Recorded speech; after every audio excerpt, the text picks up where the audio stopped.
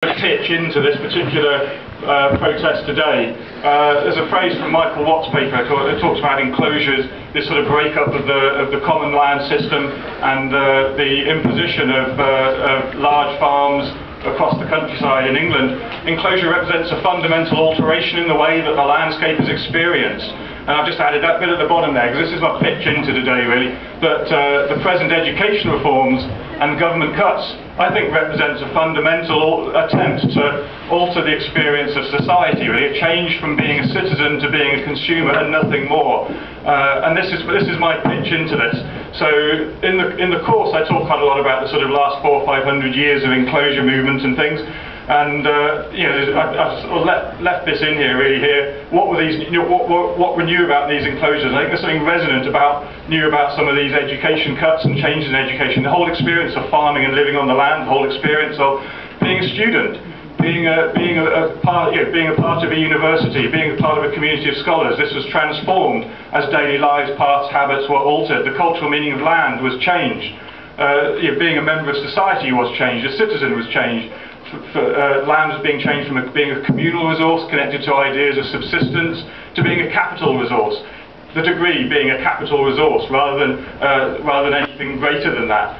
This involved the obliteration of custom. The notion of community and tradition power is no longer embedded in common practice. But the thing here is I'm keen to talk about today is how people fought back.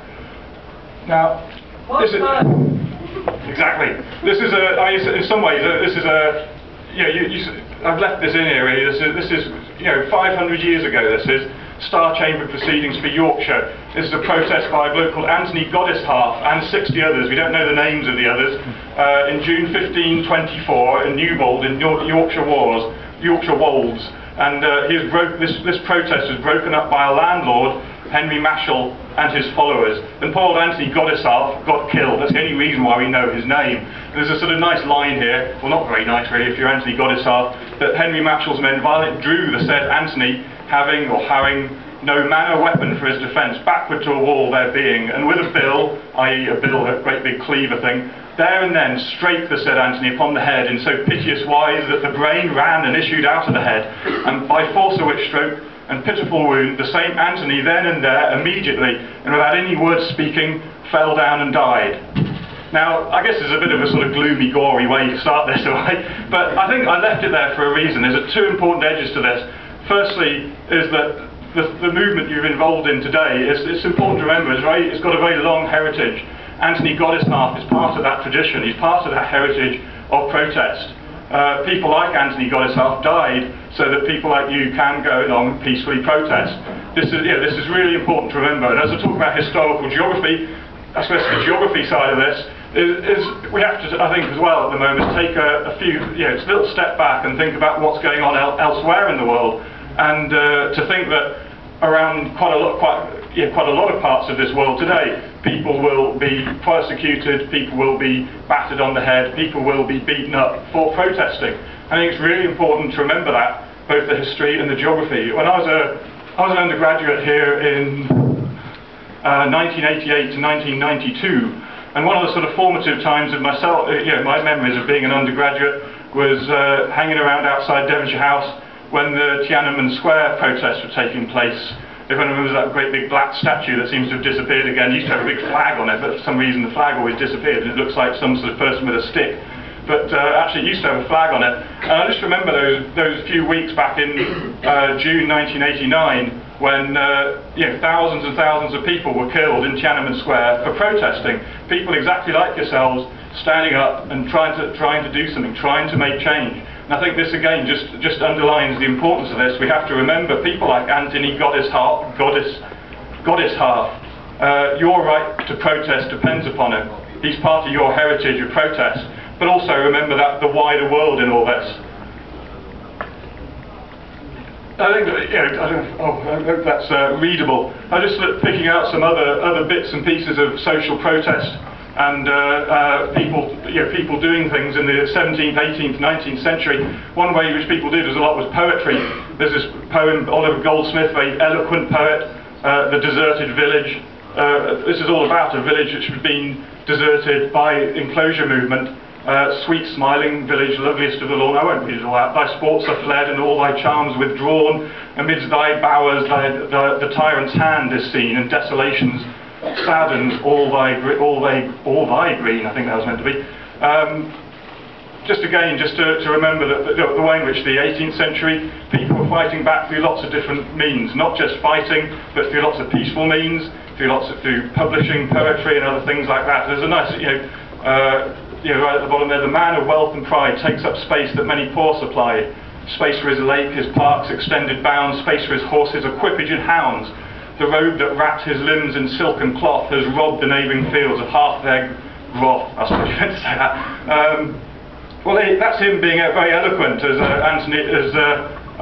Oliver Goldsmith. This is one is very not, absolutely not eloquent, and I think part of its power is found in the fact that it is not very eloquent at all. This is simply an anonymous letter sent to the rector of Ash Hill in Norfolk in May 1816. Just the sending of this letter could have condemned the people who wrote it to death. And certainly anyone involved in the protest would have been transported to Australia, but this was punishable by death, sending these sorts of letters. This is to inform you that you have by this time brought us under the heaviest burden, under the harshest yoke we ever knowed. It is too hard for us to bear. You do as you like, you rob the poor of their commons right. Plough the grass up that God sent to grow, but a poor man may feed a cow, pig, horse nor ass, lay muck and stones on the road to prevent the grass growing. There's 5 or 6 of you got the whole land in this parish in your own hands, and you would wish to be rich and starve all the other part of the poor of the parish. Gentlemen, these few lines are to inform you that Almighty God has brought our blood to a proper circulation, that we have been in a very bad state for a long time, and now without alteration in the aforesaid, we mean to circulate your blood with the leave of God. There was 2 cows and an ass feeding on the road last Saturday, and there was two farmers went to the keepers and said they would pound them if they did not drive them away.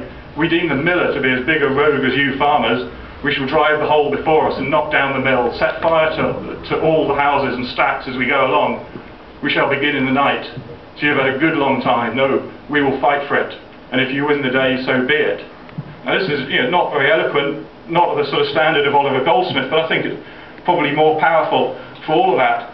I left this in here simply as a reminder, really. This is Sir John Sinclair, the President of the Board of Agriculture in 1803, talking about these enclosures. Let us not be satisfied with the liberation of Egypt or the subjugation of Malta, but let us subdue Finchley Common. Let us conquer Hounslow Heath. Let us compel Epping Forest to submit to the yoke of improvement. This looks an odd one here in a way, but when you hear people talking about how education changes, how the commodification of education, for instance, is the way of the world. It's all to do with globalisation. We've got to move with things. Then you've got to turn around and say, well, no, that's not so. Globalisation, that's a very old thing. It's not some sort of new invention. Here's globalisation. Here's the rise of the British Empire in 1803, being matched with these very small changes on Hounslow Heath, or Epping Forest, or Finchley Common. And again, I think you should put your protest in this sort of wider pitch. That there's nothing inevitable about education changes, there's nothing inevitable about the privatisation, the commodification of education, and don't let people just say, well, it's all to do with globalisation, isn't it? We've got to move with the times. It's not like that at all. More poetry. I just like this one. John Clare, he was actually a landless labourer, and then later in his life became a poet. And I just think it's nice if you're ever going countryside walking, these paths are stopped, the rude Philistine's thrall is laid upon them and destroyed them all. Each little tyrant with his little sign shows where man claims earth no more divine, but paths to freedom and to childhood dear, a board sticks up to the notice no road here. If you ever go walking in the countryside and see, trespassers will be prosecuted type stuff, then you can see there's a sort of history to this. And in terms of the 19th century and early 20th centuries, it seems very obvious now. You can go for a walk up on Dartmoor, and up on other moors, but this is actually quite a recent thing. And people again fought for this right. They did so through all different sorts of protests, particularly peaceful protests, these things like the Kinder Trespass in April 1932. And I think this is an interesting one, because it's just people going for a walk on the moors. People, good-natured, positive, celebratory, carnival-like atmosphere, going for a walk out on the moors, doing something which seems to be very, very sort of everyday, banal, but at the same time has a tremendous power. And I think whenever you go for a walk on the moors, you should thank these people, and you know, we owe them a great deal. I think the other, well, again, they celebrate this through lots of different things. This was a nice song which I like. This was what they sang as they walked across the moors. Little did they know that day, those gamekeepers with staves, that we came there as freemen. This was not our day as slaves. Anyone from Yorkshire or Lancashire here with a good accent? Something here? You need. Oh, I mean, I think there's a great line at the end here, I think, which you need to really read out in a sort of Manchester or Sheffield accent, really. From the factories and the cotton mills to face privilege and wealth, if they'll not give us the right to walk, we'll help our bloody self. And I think that's a nice, you know, there's a nice sort of edge to it. But it's sort of comical, but at the same time it's powerful, doing something quite everyday, like going for a walk, or like coming for a lecture, like marching around town. It's very, very important, very powerful. And finally, this is one that I actually talk to my third years in tutorials about, so if there's any of them here, I'll get this one later on. This is just, you know, there's something a lot today which reminds me about looking back at the 1930s, economic collapse, giant uncertainty around the world economically. And there's just this little line from Grapes of Wrath. There's people, if anyone knows the story, they're thrown off the land in the Midwest in America, and they travel across to California, and this is a point where they're sat on the road watching people coming past in their cars and talking about people there, and there's, you know, there's all of them with women in the passenger seat, and beside them sat little pot-bellied men in light suits with Panama hats, clean pink men with puzzled, worried eyes, restless eyes, worried because formulas do not work, hungry for security and yet sensing its disappearance from the earth. In their lapels, the insignia of lodges and service clubs, places where they can go, and by weight of numbers, little worried men reassure themselves that business is noble, and not the curious ritualized thievery they know it is. That big businessmen are intelligent in spite of the records of their stupidity. Reminds me a lot of sort of Lehman Brothers and the last few years of economic changes here. That they're kind and charitable in spite of the principles of sound business. That their lives are rich instead of the thin, tiresome routines they know. And that a time is coming when they will not be afraid anymore. So, I always say this to my third years, because I always say, look, whatever you do, don't get a job like them. You know, don't do something that, you know, that just supports the system in that sense. Do something that changes things for positive reasons, because, you know, I always think the forces of conservatism are deep down, are very scared deep down, because they're always scared of people who are interested in progressive change. So, that's it.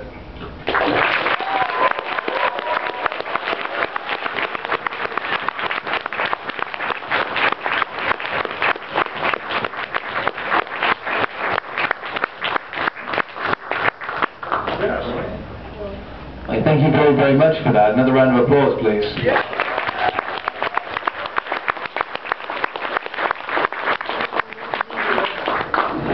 Give the reading list as well. Alright, opening that to discussion if anyone wants to make any further points on that, absolutely. Okay. There we go. Come and talk to me. Read it later.